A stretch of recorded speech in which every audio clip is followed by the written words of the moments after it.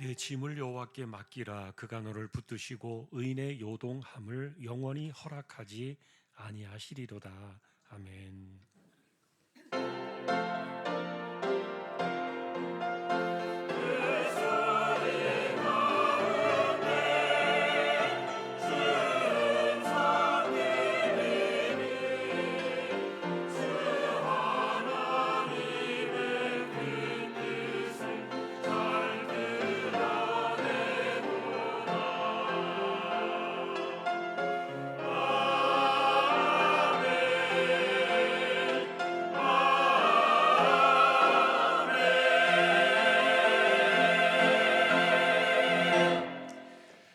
하나님 아버지 감사합니다. 주님의 날을 주셨습니다. 저희들을 예배자로 세워주시니 감사합니다. 부족한 인생들 성령께서 붙들어 주시고 영과 진리로 예배하도록 이 시간을 주장하여 주옵소서. 존귀하신 예수 그리스도의 이름으로 기도하옵나이다. 아멘.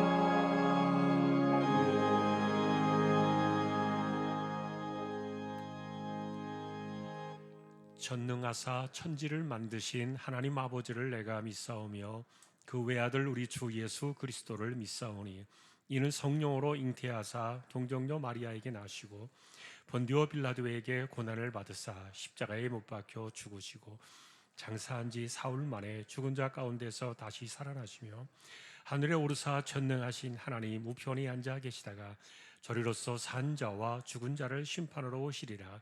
성령을 믿사오며 거룩한 공예와 성도가 서로 교통하는 것과 죄를 사하여 주시는 것과 몸이 다시 사는 것과 영원히 사는 것을 믿사옵나이다. 아멘. 여호와께 감사하라. 그는 선하시며 그의 인자하심이 영원함이로다.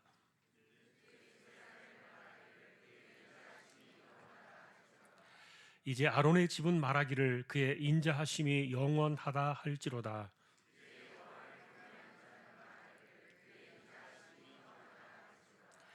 내가 고통 중에 여호와께 부르짖었더니 여호와께서 응답하시고 나를 넓은 곳에 세우셨도다.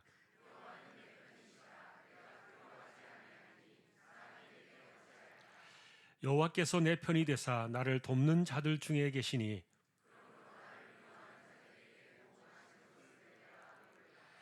여호와께 피하는 것이 사람을 신뢰하는 것보다 나으며 여호와께 피하는 것이 고관들을 신뢰하는 것보다 낫도다.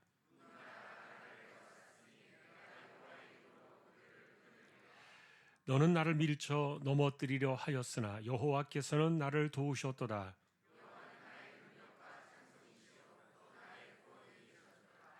아멘.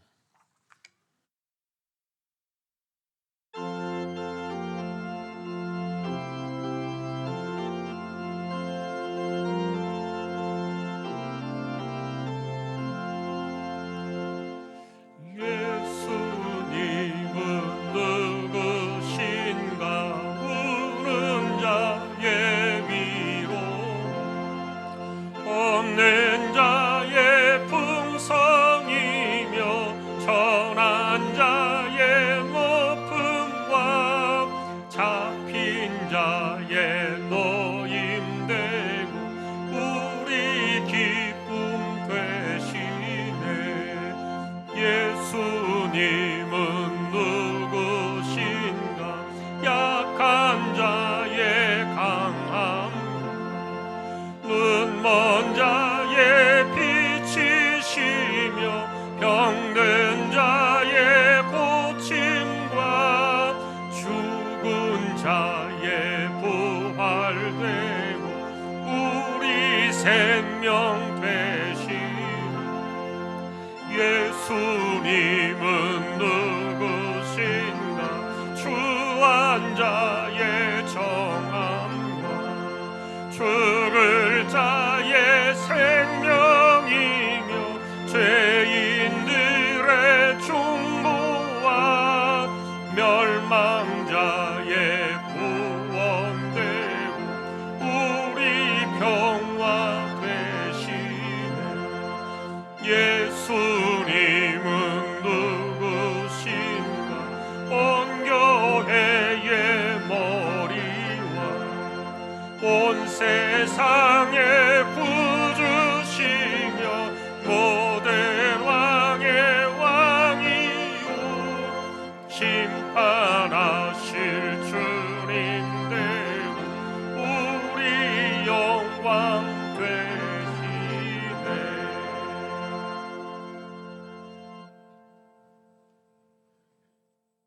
지난 한 주간도 저희들을 지켜주시고 귀한 주일 주님의 전으로 인도하여 주시니 감사를 드립니다. 오늘 드려지는 이 예배가 주님의 기쁨이 되기를 소망합니다. 이 시간 우리의 영광과 찬양을 받아 주시옵소서. 주님, 올 한 해 얼마 남지 않은 이 시간 우리의 삶을 되돌아봅니다. 내 짐을 여호와께 맡기라, 요동함을 영원히 허락하지 아니하시리라 라는 말씀을 저에게 주셨는데, 우리의 연약한 믿음으로 인하여 세상의 작은 염려에도 우리는 흔들렸고 때로는 나태하였고 또 욕심과 죄로 인하여 주님을 떠나 방황하였음을 고백합니다. 그러나 그럼에도 불구하고 주님께서는 우리를 모른다 하지 아니하시고 손 내밀어 주시며 다시 일어나 걸어가게 하시니 그 은혜에 감사를 드립니다. 이 시간 우리의 부족함을 용서하여 주시고 이후로는 주신 말씀 위에 바로 서서 살아가는 믿음 허락하여 주옵소서. 이 나라와 이 민족을 기억하여 주시고 온전한 믿음으로 지켜 주옵소서. 이스라엘 민족을 40년 광야에서 불기둥과 구름기둥으로 지켜 주신 것처럼 말씀과 성령의 은혜로 지켜 주옵소서. 혼란과 분열로 갈라진 많은 것들이 다시 하나가 되게 하시고 오직 말씀과 믿음으로 이 나라를 이끌어갈 수 있는 위정자들이 될 수 있도록 지켜 주옵소서. 이 시간 예배를 통하여 우리의 영혼이 새롭게 되기를 원합니다. 말씀을 전하여 주시는 목사님께 성령의 은혜를 더하여 주시고 그 말씀을 듣는 우리의 마음밭이 옥토가 되어 말씀을 깊이 새기게 인도하여 주옵소서. 또한 주신 말씀을 통하여 주님의 임재하심을 경험하게 하시며 주님께 더욱 가까이 나아가는 귀한 시간 되게 하옵소서. 다가오는 2025년도에도 주님의 뜻과 계획하심이 우리의 삶 가운데 이루어지게 하시며 우리의 생각과 계획이 아닌 주님의 인도하심을 따라가며 주님이 기뻐하시는 삶, 주님께 영광을 나타내는 한 해가 될 수 있도록 인도하여 주시옵소서. 주안교를 기억하여 주옵소서. 바다 위에 떠 있는 등대가 거친 파도와 싸우며 안전한 곳을 찾아 헤매는 배들을 인도하듯 주안교회가 캄캄한 바다에 그리고 험난하고 고된 세상에 등대 같은 역할을 하기를 원합니다. 이곳에 주님의 몸된 교회를 세우셨으니 믿음 위에 더욱 성장하게 하시고 주님의 사랑과 진리를 이웃과 세상에 잘 전하게 하시고 빛과 소금의 역할을 잘 감당할 수 있도록 지켜주옵소서. 우리의 찬양과 기도와 헌신이 주님께 기쁨이 되게 하시고 예배하는 우리 모두에겐 하늘의 평안과 은혜가 함께 임할 수 있는 귀한 시간으로 인도하옵소서. 이 시간 온 마음과 정성을 다하여 올려드리는 할렐루야 찬양대와 오케스트라의 찬양을 받아 주시옵소서. 보이지 않는 곳에서 수고하는 손길을 기억하여 주시고 우리 모두를 은혜의 시간으로 인도하여 주옵소서. 이 시간 모든 말씀 우리를 죄와 사망에서 구원하신 예수 그리스도의 이름으로 기도드리옵나이다. 아멘.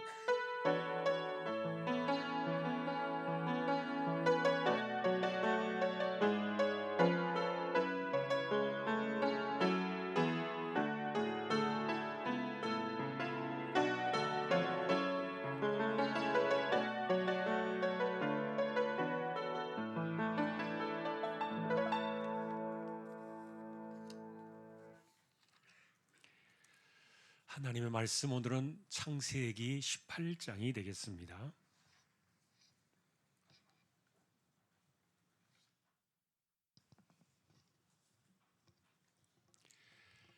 22절부터 마지막 절까지 교독을 하겠습니다. 그 사람들이 거기서 떠나 소돔으로 향하여 가고 아브라함은 여호와 앞에 그대로 섰더니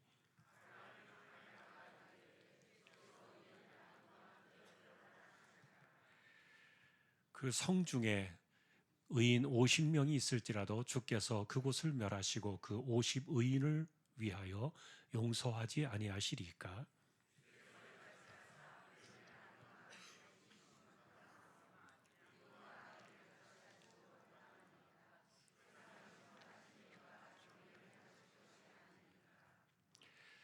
여호와께서 이르시되 내가 만일 소돔 성읍 가운데에서 의인 50명을 찾으면 그들을 위하여 온 지역을 용서하리라.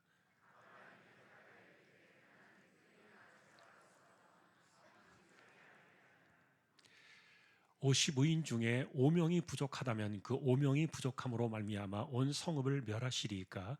이르시되 내가 거기서 45명을 찾으면 멸하지 아니하리라.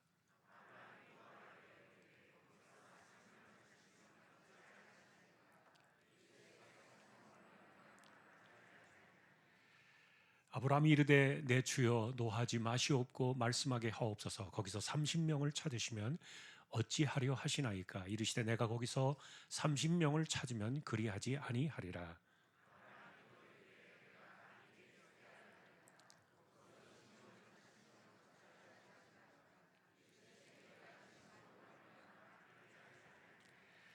아브라함이 또 이르되 주는 노하지 마옵소서. 내가 이번만 더 아뢰리이다. 거기서 10명을 찾으시면 어찌하려 하시나이까? 이르시되 내가 10명으로 말미암아 멸하지 아니하리라.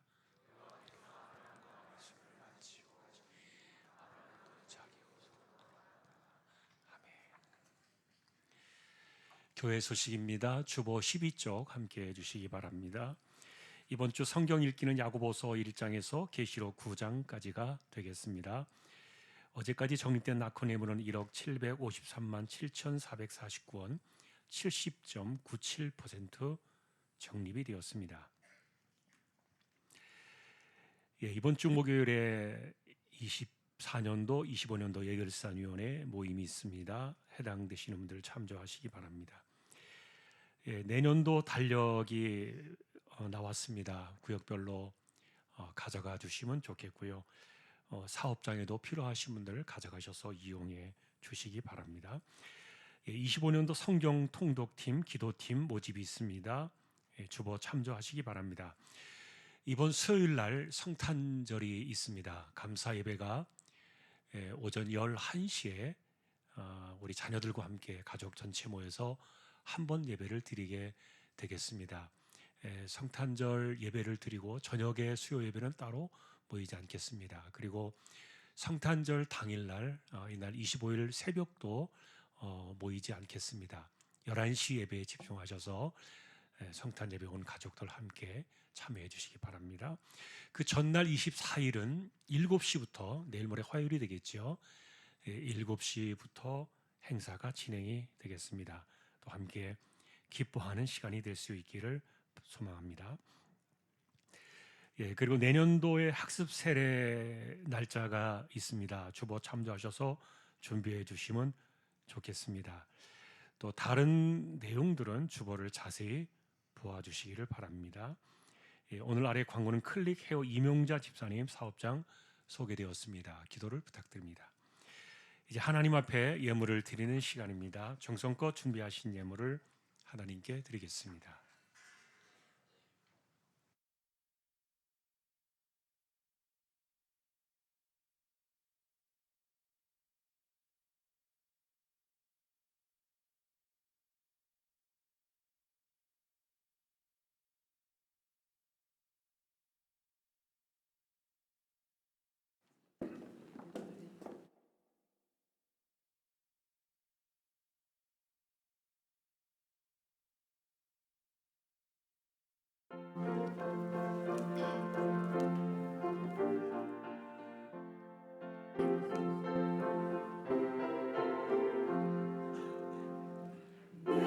진정 사모하는 친구가 되시는 구주 예수님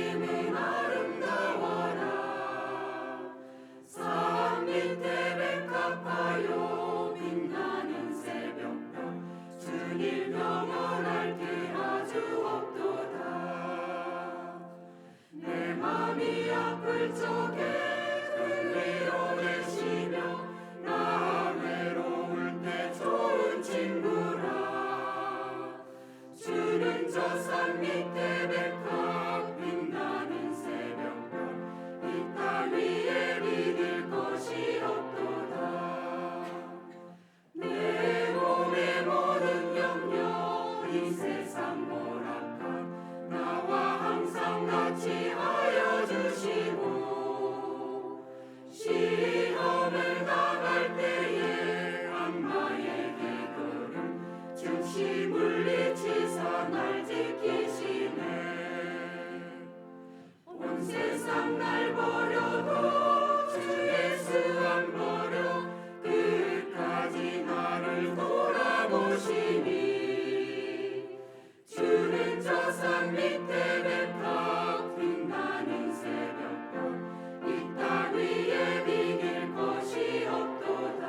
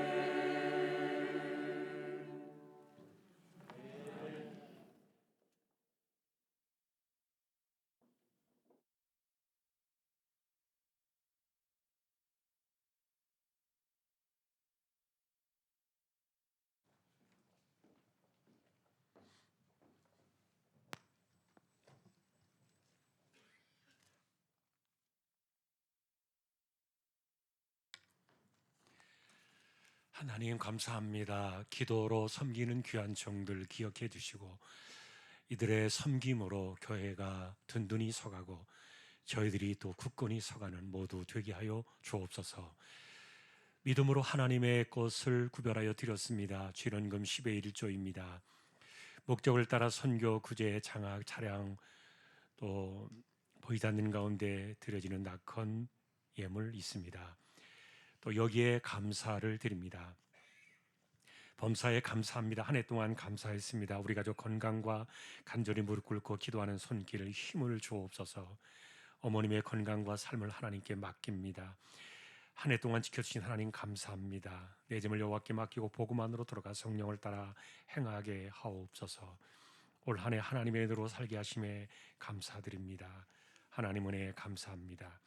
할렐루야. 범사에 감사하며 감사 넘치는 귀한 가정으로 인도해 주시고 한 마음으로 주님을 섬겨 자녀들의 기업 번창하고 앞길에 시온에 들어 활짝 열리도록 역사하여 주십시오.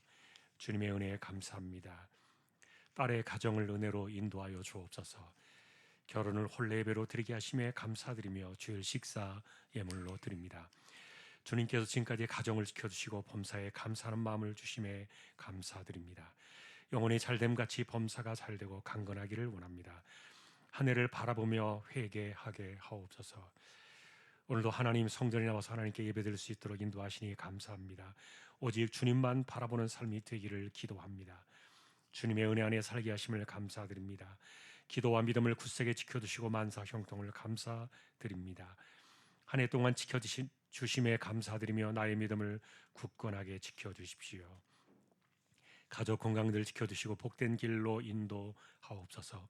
삶 가운데 늘 건강 주시며 지혜롭고 복된 자녀들로 자라게 하옵소서. 새해에는 두 자녀 원민이 성경이 앞길을 인도하여 주옵소서. 날마다 말씀을 묵상하며 그 말씀 따라 살아가는 복된 인생이 되기를 기도합니다. 모든 것을 감사함으로 받아 버릴 것이 없게 하라. 하나님의 은혜로 아들의 축복의 결혼을 잘 마치게 해주심을 감사드리며 주일 식사 예물로 드립니다. 주님 사랑합니다. 신실하신 주님만을 바라보며 나아가는 믿음의 가정이 되게 하심에 감사합니다. 하나님의 도우심으로 모든 것을 형통하게 하셔서 집을 사게 하심에 감사하여 낙헌 예물 하나님께 드립니다. 귀한 손길입니다. 하나님께서 우리 모두의 중심들을 기억해 주시고 믿음으로 이 땅을 살아가는 우리 조항의 식구들 되어서 기도의 무릎과 이마에 땀 흘려 가며 신실하게 살아가는 삶의 현장에 은혜를 주시고 하나도 헛된 것이 없게 하여 주옵소서. 존귀하신 예수님의 이름으로 감사하며 기도 올리옵나이다. 아멘.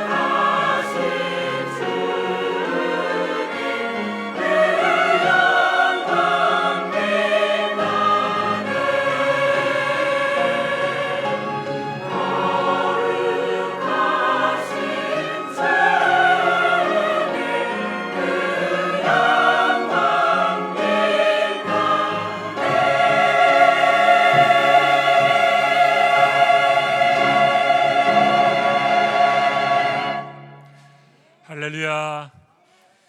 하나님 감사합니다. 한 해 동안 종들을 지켜주셔서 찬양으로 영광을 받으시니 감사합니다. 오늘도 이제 저희가 말씀 앞에 서려고 합니다. 부족한 종과 저희 모두에게 말씀으로 하나님께서 충만하게 임재하여 주옵소서. 존귀하신 예수님의 이름으로 기도합니다. 아멘.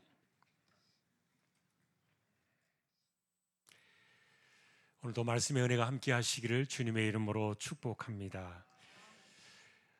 지난주의 기도의 이야기는 야곱이었죠. 70년을 기다려서 70살이 넘어서야 겨우 아버지의 축복을 받게 된 야곱.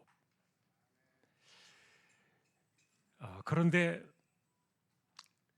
그것도 아버지가 원치 않는 축복을 빼앗아 오려고 하다 보니까 속이게 되었고, 도둑질 하듯이 축복을 가로채면서 그때로부터 20년 동안 형제 간의 원한이 쌓여버린 그런 사건들을 저희가 지난주 만났습니다. 에서는 20년 동안 원한을 풀지 못했고, 그리고 드디어 야곱은 20년 만에 어떻게 하든지 이 문제를 풀고 넘어가야 하는 마지막 그 결사적인 시간이 찾아왔는데, 그것을 풀 길이 없기 때문에 야곱 홀로 야복강가에 남아서 필사의 기도로 그 밤을 지새우려고 작정했었던 거죠. 그런데 그렇게 기도로 매달려야 됐던 그 야곱에게 이상한 한 사람이 찾아옵니다. 그는 씨름꾼이었습니다. 야곱의 기도를 방해했죠. 그러다 보니까 그날의 기도는 씨름이라는 이상한 사건으로 변질되고 말았는데, 사실 그 사건의 결론은 이랬습니다. 오랫동안 70년이 넘도록 아버지와 큰아들 에서, 그리고 어머니와 작은아들 야곱, 두 패가 나누어져서 누구에게 축복권이 가는 것이 옳은가? 이 오랜 싸움은 사실은 하나님께서 이 쌍둥이 아들들이 태어나기 전부터 주셨던 말씀 때문에 이런 일이 일어났던 거예요. 중요한 것은 하나님의 말씀을 따라간 사람은 어머니와 야곱이었고, 이것을 반대했던 사람은 이삭과 에서였던 것이죠. 결국 그렇게 꼬여버린 그 문제를 야곱은 아버지를 속이면서 축복을 받아야만 했던, 그래서 원한이 생겨났던 이 복잡하게 꼬여버린 이 문제를 풀기 위해서 기도로 엎드렸는데, 그날 밤에 하나님은 씨름꾼으로 찾아오셔서 이 문제를 간섭하기 시작하셨던 겁니다. 결국 하나님께서 씨름꾼으로 찾아오신 이야기를 우리는 결론으로 보았습니다. 네가 태어나기 전부터 내가 주었던 그 말씀을 지키려고 평생을 그 길을 따라왔구나. 그것 때문에 이 복잡한 문제가 생겼구나. 그러나 야곱아, 이제 네가 옳았다. 네가 비록 그것 때문에 사기꾼이라는 소리도 듣고 간사하다는 말도 듣고 오해도 받고 인신공격이나 협박도 받으며 살아왔지만, 그러나 네가 옳았다. 이제 이 싸움을 내가 끝낼 것이다. 그러니 이제 너는 오늘부터 야곱이 아니라 너는 이스라엘이니라. 여러분, 저는 이것을 보면서 우리의 신앙도 이래야 된다, 그렇게 말씀을 드렸습니다.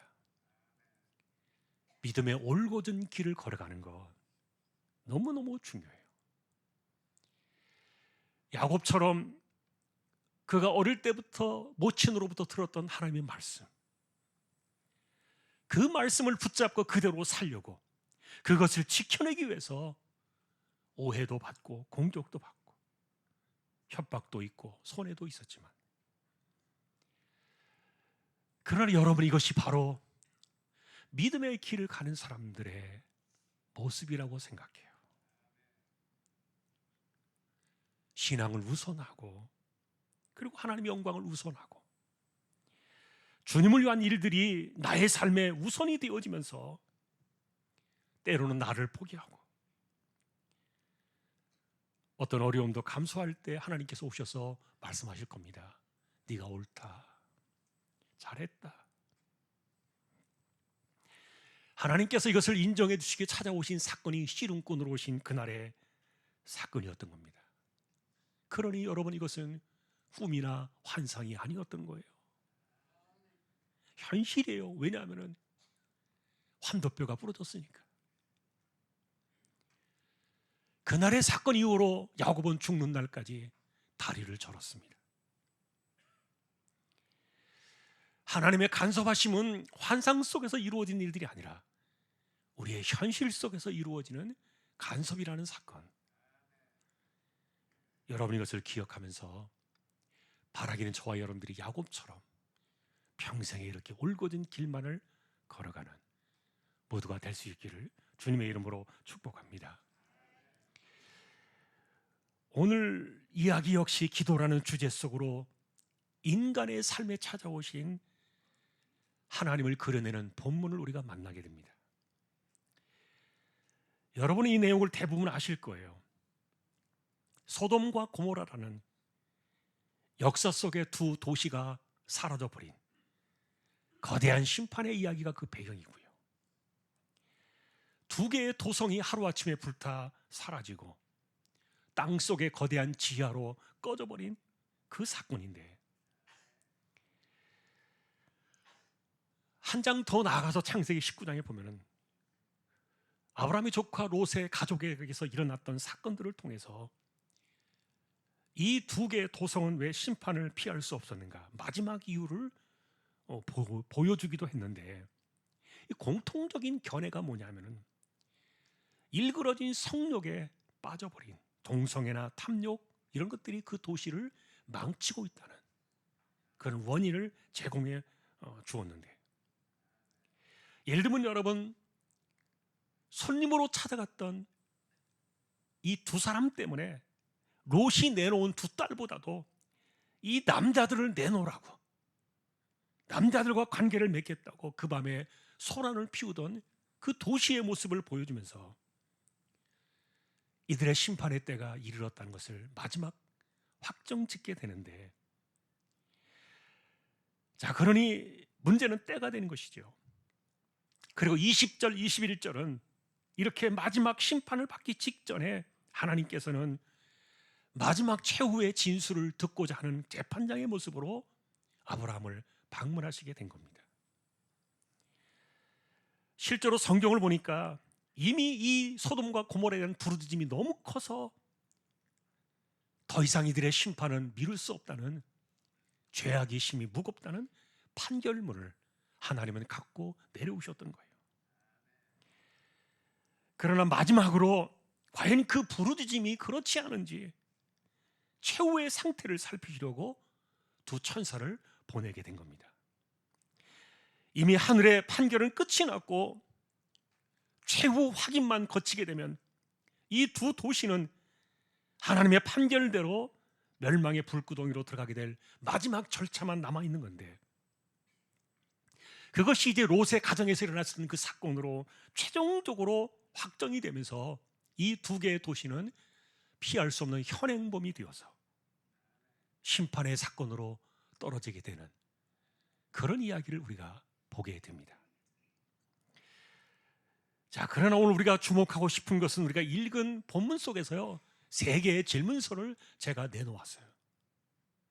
첫째는, 하나님은 심판하시기 전에 왜 아브라함을 찾아오셔야 했는가? 첫 번째 질문이고요. 두 번째는,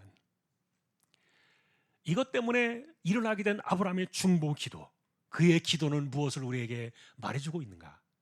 세 번째, 이 사건이 총체적으로 성경에 기록되어지면서 이 성경을 만나는 모든 사람들에게 이 사건은 우리에게 무엇을 이야기해주고 있는가? 자, 굵직한 질문들이지만 그러나 오늘은 우리에게 아주 요약해서 이 내용들을 보게 될 거예요. 첫째와 둘째 질문은 본문에 대한 설명이 되겠고, 마지막 세 번째는 이 성경 사실에 기초한 우리를 향한 하나님의 말씀이 되겠죠. 그러면 여러분, 하나님께서는 심판 전에 왜 아브라함을 찾아오셔야 했을까? 이것은 두 가지 의미를 가졌습니다. 첫째는 공의의 사건입니다. 하나님이 이 땅을 공의로 판단하고 계시는데, 이 공의로 세상을 판결하시는 이가 여호와 하나님이시다. 주권자 하나님의 공의를 드러낸 사건이고요. 두 번째는 마지막에 공의를 집행하기 전에 그래도 하나님께서는 자비를 주시기 위한 마지막 여지를 남겨두신 거예요. 그래서 아브라함을 찾아오신 이유는 이 공의와 자비에 대한 두 개의 관계입니다. 예를 들면 여러분, 노아 시대 홍수 사건이 일어나기 전에도 하나님은 같은 방식으로 일하셨습니다. 이미 하나님께서는 세상을 멸하시기로 작정하셨지만, 그러나 이 사건을 노아에게 알리실 때 그것을 믿고 순종하는 사람들에게는 구원의 자비를 내리셨던 거예요. 니느웨라는 도성의 요나 사건도 그랬습니다. 하나님의 멸망에 대한 공의 사건은 이미 결정이 났지만, 그러나 그들이 회개할 때 하나님은 그 도성에 자비를 내리십니다. 자, 그런데 여러분, 이사야 선지자나 예레미야 선지자가, 이사야는 북쪽의 이스라엘과 남쪽의 예루살렘, 그리고 예레미야는 남쪽의 예루살렘에 대한 멸망 소식을 전하게 되는데, 그런데 그 당시에 그들은 듣지 않았고 결국 하나님의 공의 가운데 자비는 사라지고 멸망은 실행되고 말았던 거예요. 자, 여러분, 이런 방식들에 대해서 아모스 선지자는 이렇게 말합니다. 주 여호와께서는 자기의 비밀을 그의 종 선지자들에게 보이지 아니하시고는 결코 행하심이 없으시리라. 놀랍게도 이런 심판을 세상에 알리시는 것은 하나님의 방침이라는 사실을 객관화시켜 버리신 거예요. 하나님께서 심판을 집행하실 때는 언제나 알리심이 먼저 있다는 겁니다. 자, 그러나 또 하나의 문제는 이것을 누구에게 알리시는가 하는 것이 문제가 되겠죠. 홍수 때에는 노아에게 알려주셨고, 니느웨 도성 시대에는 요나에게 알려주셨고, 그리고 오늘 본문에서처럼 소돔과 고모라는 아브라함에게 이 사실을 알리신 거예요. 그리고 아모스 시대는 말합니다. 이것은 선지자들에게, 다시 말하면 말씀의 대변자들을 통해서 하나님의 계획과 목적을 알리시는 이것은 하나님의 방침 중에 하나다. 그러니 하나님 말씀은 사람의 말로 받지 않고 하나님 말씀으로 받을 때 말씀이 믿는 자 가운데서 역사하는 줄로 믿습니다. 결국 아브라함을 찾아오신 이 두 가지 의미는 하나님의 공의와 자비의 주권에 대한 균형 때문에 아브라함을 찾아오셨던 거예요. 그래서 이 사실을 알게 된 아브라함은 그때부터 하나님의 자비를 구하는 두 번째 질문, 중보 기도에 나서기 시작합니다. 하나님의 공의 앞에서 자비를 구하는 기도를 시작했던 거예요. 하나님, 이 도성에 의인이 있다면 그들 때문에 자비를 내려주십시오. 그래서 시작한 숫자가 50명입니다. 그런데 45명, 40명, 30명, 20명, 10명으로 숫자는 내려가기 시작합니다. 숫자를 세봐야 알 수 있는 것 아니냐 이렇게 반문할 수 있을지 모르겠지만 숫자는 이미 하나님께서 다 알고 계십니다. 그러니 50명이 있다면 내가 심판하지 않겠다. 이 말은 그만한 숫자가 그 도성에 없다는 뜻이겠죠. 이후의 숫자들 역시 똑같았습니다. 다시 말하면 결국 하나님의 공의를 멈출 만한 숫자는 없었던 거예요. 그리고 이렇게 10명까지 와서 더 이상 기도를 할 수 없었던 이유 중에 하나는, 더 밑으로 숫자를 내린다면 그 도성을 향한 하나님의 심판에 대한 공의는 손상을 입을 수도 있기 때문에, 그래서 아브라함은 더 이상 밑으로 내려갈 수가 없었던 거예요. 다시 말하면 소돔과 고모라에 자비를 가져올 만큼의 의인은 없었다. 여러분, 어떤 사람들은 아브라함이 10명에서 멈춘 사실을 아쉬워했습니다. 저도 예전에 이 중보 기도의 사건을 보면서 그는 왜 10명에서 멈춰야 했을까? 왜냐하면 더 밑으로 내려갔다면 그 조카 롯의 가정이 그곳에 살고 있었기 때문에 혹시라도 그들의 숫자로 그 도성을 구할 수는 있지 않았을까? 아쉬워한 적도 있는데, 그런데 10명에서 멈춘 아브라함의 판단이 옳았던 거예요.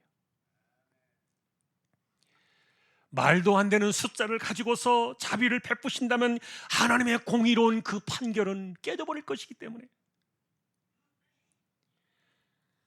결국 그래서 여러분, 이 사건 속에서 세상을 구하기 위한 자비를 구하는 이 아브라함의 중보 기도의 마음은 우리가 충분히 배울 수 있지만, 결과적으로 그의 기도는 실패로 끝나고 말았습니다. 핵심은 여러분, 세상을 구할 이 자비를 가져올 중보 기도에는 어디에도 없었다는 거예요. 여러분, 우리는 아브라함을 향한 하나님의 평가를 알고 있습니다. 이사야 선지자는 아브라함을 가리켜 말하기를 하나님께서 유일하게 나의 벗이다 이렇게 말한 사람이라고 기록을 했어요. 야고보서 역시 그것을 그대로 가져오면서 이 세상에서 유일하게 나의 벗이다라고 말한 사람이 아브라함이었다. 정말 최고의 선지자였고 그는 하나님의 벗이었던 겁니다. 그런데 그런 사람의 중보 기도를 할지라도 그는 10명 밑으로 내려갈 수 없었던 거예요.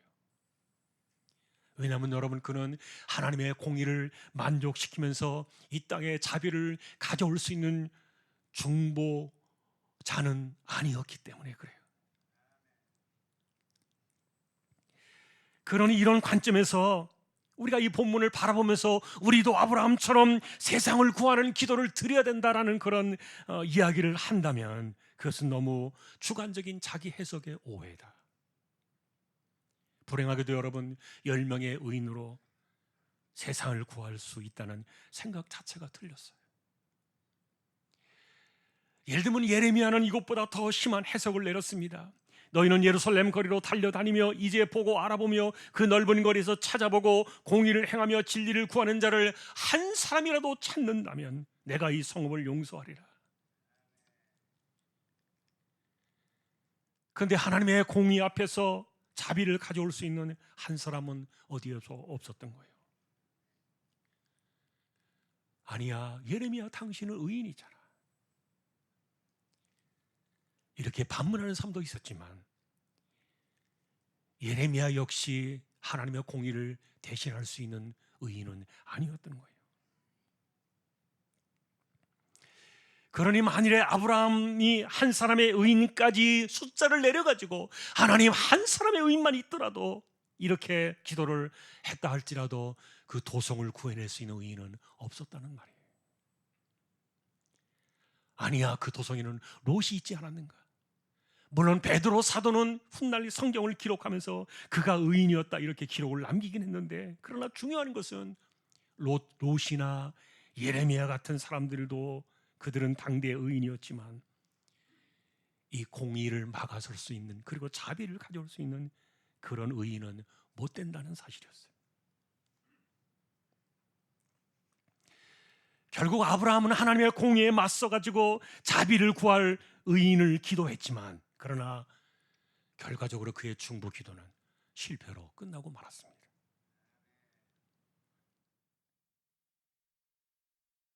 많은 사람들이 이 아브라함의 기도를 실패했다고 말하기를 주저합니다. 나중에 아브라함 만나면 혼날 것 같아. 네가 감히 나의 기도를 평가해? 그러나 여러분이 보신 그대로가 진실입니다. 그는 중보에 성공하지 못했습니다.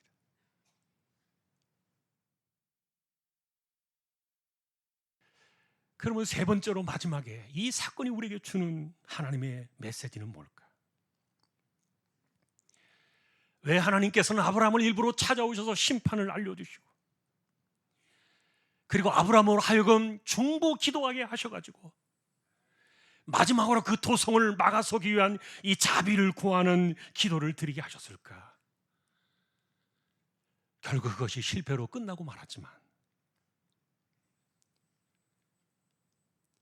중요한 것은 여러분, 하나님의 공의로운 심판은 대충 유야무야 넘어갈 수 있는 그런 성격은 하나도 없는 거예요.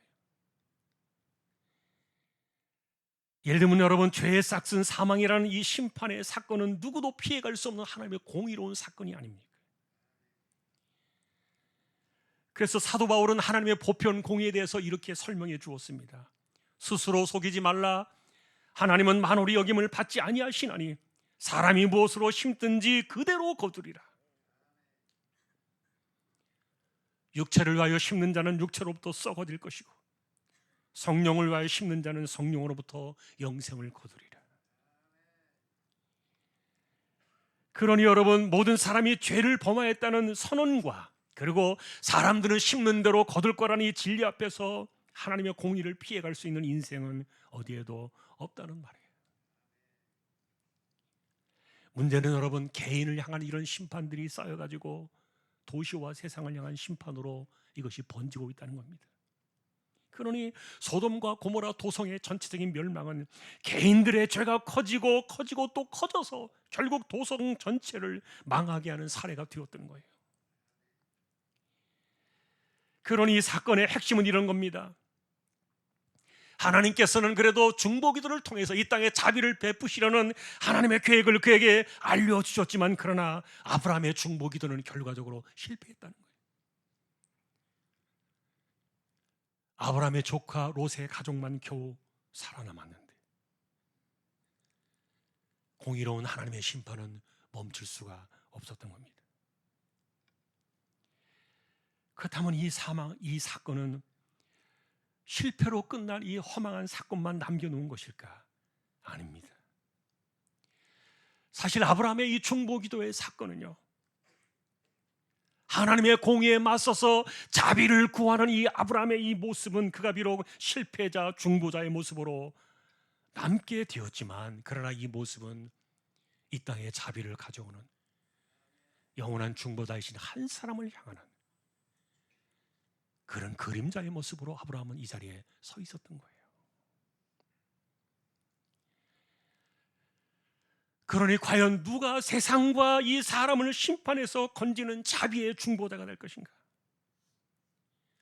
이것을 남겨준 그림자의 모습이 오늘 본문의 내용인데, 예를 들면 히브리서는 그래서 중보자이신 그리스도를 이렇게 소개합니다. 그러므로 자기를 힘입어 하나님께 나아가는 자들을 온전히 구원하실 수 있으니 이는 그가 항상 살아계셔서 그들을 위하여 간구하심이라. 하나님의 피할 수 없는 공의로부터 언제나 살아계셔서 유일하게 자비를 가져오는 중보의 기도를 드리는 그리스도가 계시다. 여러분, 아브라함은 그리스도의 이런 중보자의 모습을 보여주러 그 자리에 섰지만, 그러나 불행하게도 그는 대속의 중보자가 아니었던 거예요. 비록 여러분, 아브라함의 기도는 하나님의 그 공의의 숫자를 10명까지 낮추면서 자비의 가능성을 키워주었지만, 그러나 결국 마지막 순간에는요, 아브라함은 자기 조카 롯을 위한 기도조차 하지 못한 채 그는 끝내고 말았어요. 그는 더 이상 자비를 구할 수 있는 대속의 중보자는 못 되었기 때문이에요. 여러분이 보신 그대로예요. 열망으로부터 멈추면서 사실 그 도성 안에는 롯이 있었습니다. 그렇다면 하나님은 내 조카로서는 어찌 되겠습니까? 저 사람만은 살려주셔야 되지 않겠습니까? 우리의 인간적인 생각으로는 그렇게 기도를 해야 옳았는데 아브라함은 그 기도를 드리지 못합니다. 거기에서 그는 끝을 낼 수밖에 없었습니다. 하나님의 공의를 막아서서 하나님의 자비를 가져올 수 있는 그는 어떤 카드도 내놓을 수 없는 것이 아브라함의 한계였던 거예요. 하나님께서는 유일하게 그를 하나님의 친구와 같은 이 중보자의 자리에 그를 세워주셨지만 그러나 그는 중보자에게 자가 되기에는 턱없이 부족한 실패한 기도자였다는 말이에요. 그러니 아브라함을 이 중보의 자리에 세우신 이런 영원한 표상의 그림자의 이 모습은 영원토록 실패하지 않는 중보자 그리스도를 보여주는 하나의 상징이 되어서 이 본문에 우리에게 남겨진 목적이 되었어요. 여러분, 지난번에 저희는 하늘 판결 사건, 영원한 하늘의 공증서를 확인해 본 적이 있어요. 그것은 하나님의 공의로운 그 심판을 막아설 수 있는 자비를 가져오는 유일한 기도가 하나 있었습니다. 십자가에서 죗값을 치르시던 그날 주께서 말해두신 첫 번째 선언이었죠. 예수께서 이르시되 아버지 저들을 사하여 주옵소서. 자기들이 하는 것을 알지 못함이니이다. 여러분이 세상 어디를 다 뒤져보아도 이 땅의 공의를 막아설 수 있는 유일한 자비를 가져올 수 있는 유일한 중보 기도의 효력은 바로 이것일 거예요. 저들을 사하여 주옵소서.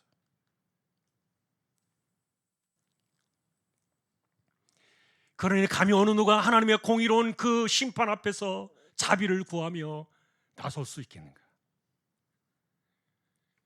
그리스도의 중보 기도 외에는 없다는 말이에요. 성경에서 가장 위대하다고 말하는 믿음의 조상 아브라함조차도 그는 하나님의 자비를 가져올 수 있는 영원한 중보자는 아니었던 거예요. 이런 이유에 대해서 히브리서는 이야기합니다. 왜 그는 우리에게 영원한 중보자의 효력을 갖고 계시는가? 그가 하늘 지성소에 들어가신 것은 염소와 송아지의 피가 아니었다. 그는 자기의 피를 들고 영원한 속죄를 이루기 위하여 단번에 하늘 성소에 들어가셨다. 히브리서는 우리에게 말해줍니다. 그러니 자기의 피로 영원한 속죄를 이루신 이분의 중보 기도는 영원한 실패가 없는 거예요. 그러면서 히브리서는 이렇게 말합니다. 그래서 그는 새 언약의 중보자가 되셨다. 여러분, 그래서 오늘 우리는 이 본문 속에서 이런 결론을 내리게 됩니다. 우리 역시 아브라함처럼 중보 기도를 배워서 세상을 구하는 중보자가 되자 이렇게 생각하는 분들이 있다면 그것은 오해입니다. 자기 한 사람도 구하지 못하면서 우리가 무슨 기도로 세상을 구하겠습니까? 여러분, 기도하지 말란 얘기가 아닙니다. 아브라함조차 실패한 중보자가 된 이 사건 우리가 바라보면서 인간은 그저 누구도 하나님의 자비를 가져올 만한 자격이나 권한이 없다는 말이에요. 여러분, 오죽하면 자기 조카 롯을 위한 이 마지막 기도조차 드릴 수 없었던 아브라함의 그 마지막 끝맺음을 보셔야 돼요. 그저 하나님의 자비하심에 맡기는 것 외에는 달리 방법이 없었던 거예요. 그래서 이 사건이 주는 중대함은 이런 것이라고 말씀을 드렸어요. 하나님께서 심판하실 때는 반드시 알리신다. 예고 없이 찾아오는 재앙과 심판도 있지만 그러나 하나님의 주권 속에서 진행되어지는 공의로운 일들이라면 절대로 우연은 없다. 하나님은 반드시 알리신다는 겁니다. 개인이든 사회든 도시든 국가든 하나님의 공의로운 심판을 알리실 때는 하나님께서 그의 종들을 통해서 그것을 알리신다 그랬어요. 그러나 문제는 여러분 그 다음이겠죠. 우리가 아브라함처럼 아모스처럼 그런 내용들을 들었다 한들 우리가 할 수 있는 중보기도의 효력은 아무것도 없다. 아브라함도 해내지 못한 것을 우리가 무슨 수로 해낼 수 있겠는가? 그렇다면 여러분, 길은 하나밖에 없습니다. 자기의 피로 하늘의 성소를 들어가신 영원한 중보자이신 그리스도, 그분의 자비를 구하는 것 외에는 방법이 없는 거예요. 하나님의 공의를 막아설 수 있는 유일한 자비의 공간은 그분의 은혜를 구하는 것, 그리스도의 십자가의 은혜를 구하는 것 외에는 방법이 없다는 말이에요. 여러분, 저는 이 사건이 우리의 삶의 모든 자비를 구하는 기도의 원리라고 생각해요.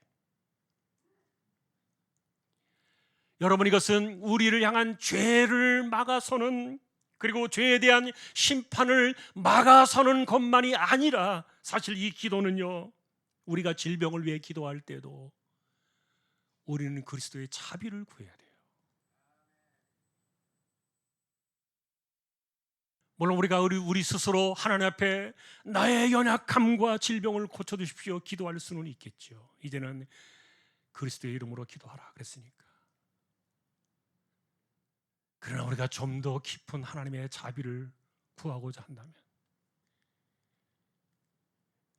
영원한 중보자이신 그분의 기도 안으로 우리의 삶이 들어가야 돼요. 세월이 흐르고 인생의 시간이 지나가면은 어릴 때는 뽀얀 그 연유빛 같은 아름다운 색깔을 가지고 태어나지만 시간이 지나고 세월이 흐르고 나이가 들면서 사람들의 피부는 흑색으로 바뀌어 갑니다. 어쩔 수 없이 흙으로 돌아가는 인생인데, 그럼에도 불구하고 우리가 이 땅을 살아가면서 내 삶에 찾아오는 수많은 아픔과 질병과 삶의 모든 문제와 어려움들을 우리가 구하기 위해서는 우리는 그분의 자비를 구하는 것밖에는 방법이 없어요. 유일하게 하나님의 거대한 공의를 막아서고 이 땅에 자비를 가져올 수 있는 유일한 중보자는 그리스도 한 분밖에 없으니까요. 그래서 우리의 기도는 거기에 집중되어야 한다는 말입니다. 십자가의 자비를 구하는 것 외에는 우리에게는 카드가 없다는 말이에요. 우리가 이 땅을 살아가면서 하나님의 자비를 구해야 될 때가 얼마나 많겠습니까? 그때마다 우리는 영원한 중보자이신 그리스도를 생각해야 합니다. 바로 그런 믿음을 가지고 구하라. 그리고 찾으라, 두드리라. 심지어는 여러분, 예수님께서 가르쳐 주셨던 자신의 마음을 찢으며 하나님 앞에 아나이데이아의 정신을 가지고 기도를 드린다 할지라도 마지막 순간에는 그리스도의 자비가 없다면 우리의 기도는 아무런 소용이 없을 수도 있어요. 오늘 이 말씀을 결론 지으면서 과연 우리 개인에게 자비를 가져오고 이 땅에 자비를 가져올 유일한 길은 무엇인가? 우리가 그것을 생각하게 됩니다.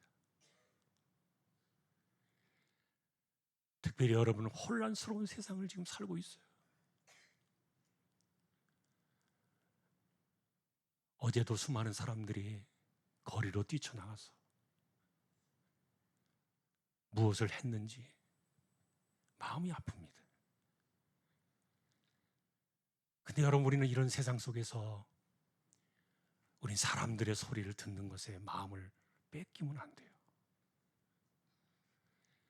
이럴 때일수록 우리는 말씀에 더 집중해야 돼요. 하나님께 집중해야 되고요. 그리고 세상을 심판하시는 하나님이심을 우리는 기억해야 돼요. 하나님의 주권은 살아있습니다. 그 주권 앞에서 우리가 자비를 구하려고 한다면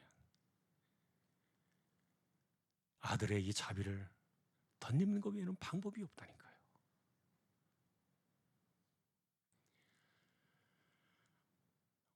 우리가 이런 때, 혼란의 때 정말 조금 더 그리스도께 집중하고 말씀에 집중하고 하나님께 집중해서 하나님의 주권이 이루어지고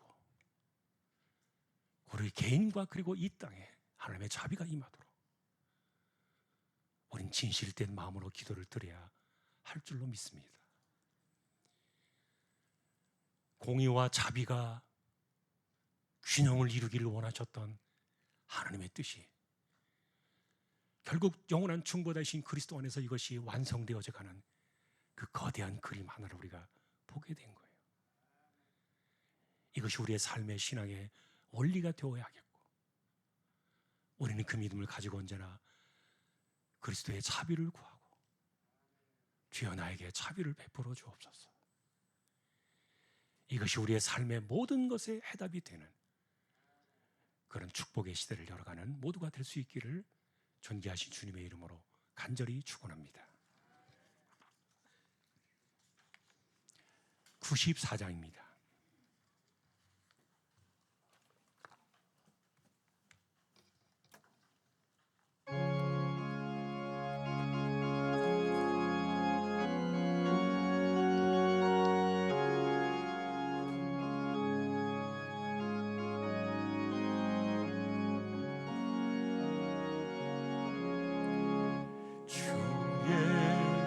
보다 더 귀한 것은 없네. 이 세상 부귀와 바꿀 수 없네. 영죽은 내 대신 돌아가신 그 놀라운 사랑 잊지 세상 즐거움 다 버리고 세상 자랑 다 버렸네. 주 예수보다도 귀한 것은 없네. 예수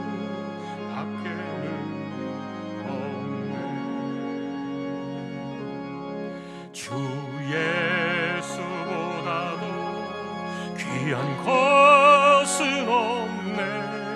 이 세상 명예와 바꿀 수 없네.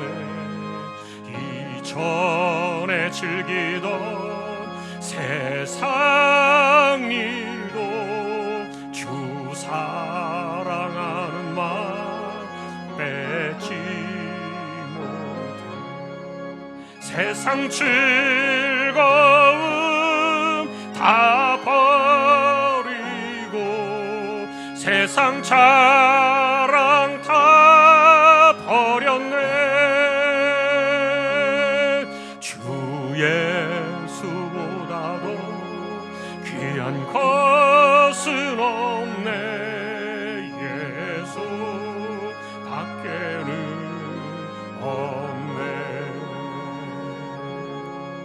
주 예수보다도 귀한 것은 없네.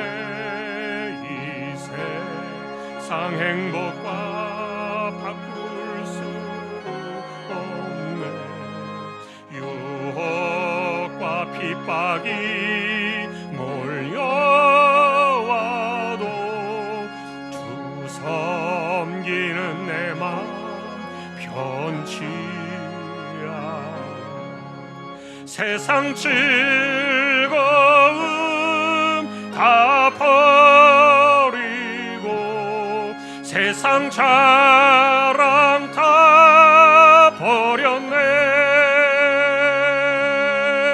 주 예수보다도 귀한 것은 없네. 예수 밖에는 없네.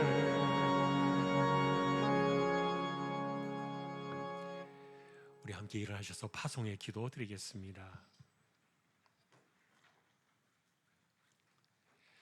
오늘도 우리가 눈을 감고 우리 손을 가볍게 들고 주여 외칠 때 이 땅에 자비를 내려주십시오. 우리 인생의 개인의 삶에 자비를 내려 주십시오. 하나님의 공의에 맞설 수 있는 유일한 중보 기도의 자비는 그리스도밖에 없습니다. 주여 나에게 자비를 내려 주십시오. 이 땅에 자비를 내려 주십시오. 우리 주여 한번 외치고 기도를 드리겠습니다. 주여, 하나님 아버지, 한 해가 가고 있습니다. 새로운 한 해가 다가오는 이 즈음에 여전히 우리의 삶에는 아픔들이 남아있고 우리의 삶에 하나님의 자비를 가져와야 할 수많은 일들이 우리의 삶에 널려 있습니다. 아픔을 우리는 기도해야 하고 연약함을 기도해야 하고 우리의 삶의 인생의 문제들을 기도해야 하고 또한 우리가 살아가는 이 땅을 바라보며 기도해야 하는 수많은 주제들이 우리의 삶에 널려 있습니다. 우리가 이 땅과 이 세상과 우리 자신을 바라보며 기도할 수 있는 것은 우리가 그리스도의 자비하심에 기대어 영원한 중보자이신 그리스도의 그 자비하심에 기대어 하나님의 공의 앞에 엎드려 자비를 구하는 것 외에는 방법이 없음을 기억하고 주여 오늘도 우리가 그리스도의 자비를 구하며 이 땅을 살아가는 우리의 연약함과 세상을 바라보며 자비를 구하며 기도하며 이 세상을 살아가는 우리 모든 심령들이 되게 하여 주옵소서. 25년도 한 해가 찾아올 때 혼란이 거치고 어둠이 사라지고 안정된 평화가 속히 이 땅에 찾아올 수 있도록 이 나라 이 민족을 긍휼히 여겨 주시기를 소망합니다. 사람의 힘이 아니라 하나님의 주권으로 이 땅이 만들어지고 이 나라가 세워지도록 하나님 역사해 주시고 은혜를 더하여 주옵소서. 감사합니다.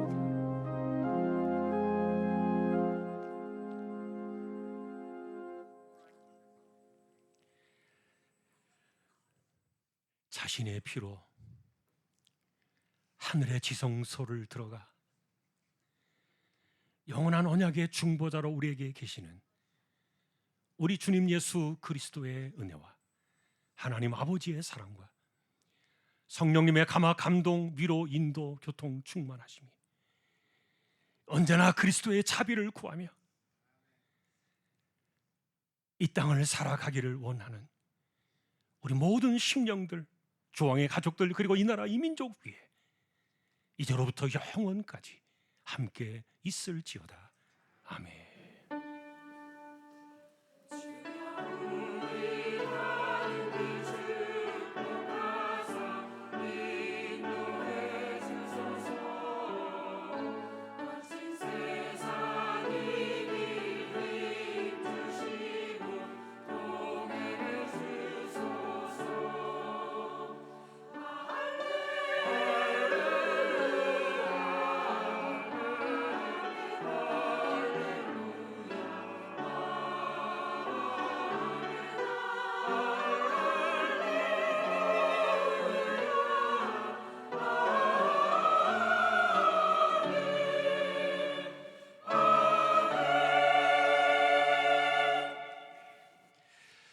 한 주 더 승리하시기를 주님의 이름으로 축복합니다.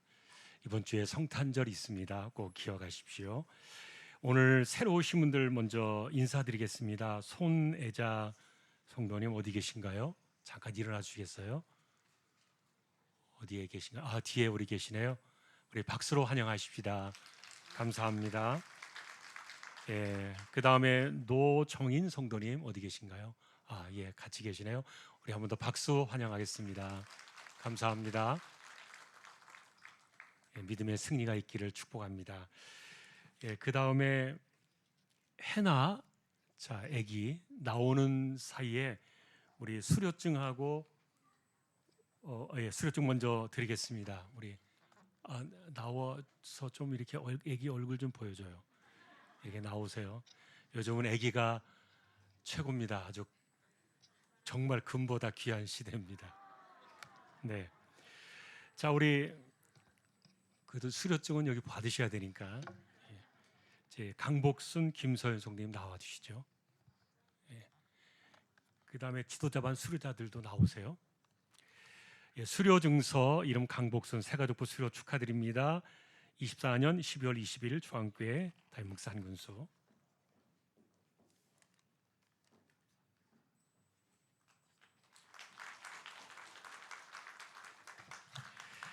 수료증서 이름 김서윤 이하 내용 같습니다.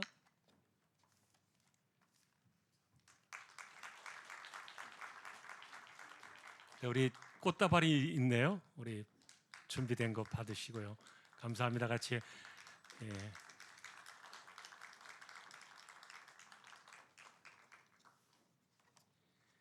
지도자반 수료증 드리겠습니다. 수료증서 자 나오시죠. 지도자반 일반과정 수료 축하드립니다. 이름 장병철 24년 12월 21일 중앙교회 다임목사 한군수.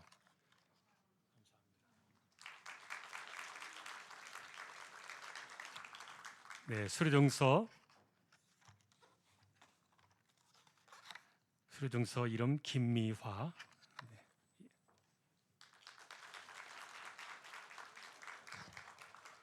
네, 수료증서 이름 이복희.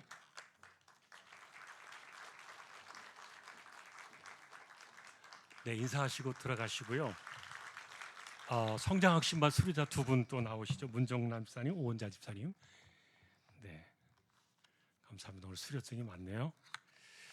자, 수료증서 이름 문정남 성장학신반 일반가정 수료 축하드립니다. 24년 12월 20일 중앙교회 다임목사 한군수.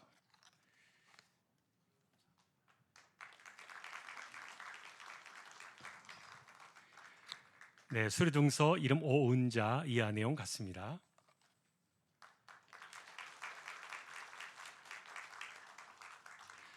감사합니다. 인사하시고 들어가면 됩니다. 자, 우리 짱 올라와 봐요. 얼굴 많이 구경하셨죠?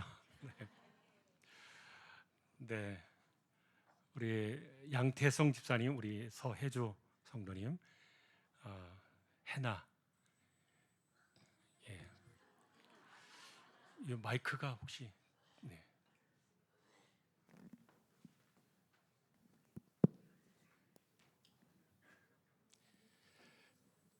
울었어요.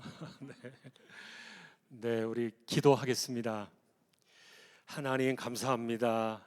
이 땅에 태어나서 부모의 품에 안겨 처음으로 예배당을 찾았습니다. 평생을 하나님을 섬기며 살아가는 귀한 사람 되게 해주시고 아픔을 이겨내며 무럭무럭 키가 잘 자라고 예쁘고 깨끗하게 잘 세워져가는 하나님의 자녀 되게 하여 주옵소서. 존귀하신 예수님의 이름으로 축복하며 기도 올리옵나이다. 아멘. 감사합니다.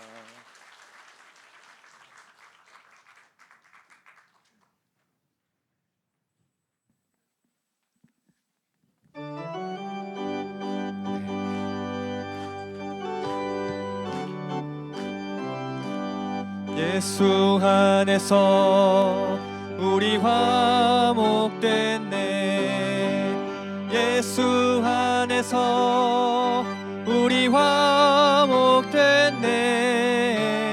하나님의 영광 함께 누릴 소망인데 예수 안에서 우리 화목됐네. 예수 안에서 우리 사랑하네. 예수 안에서 우리 사랑하네.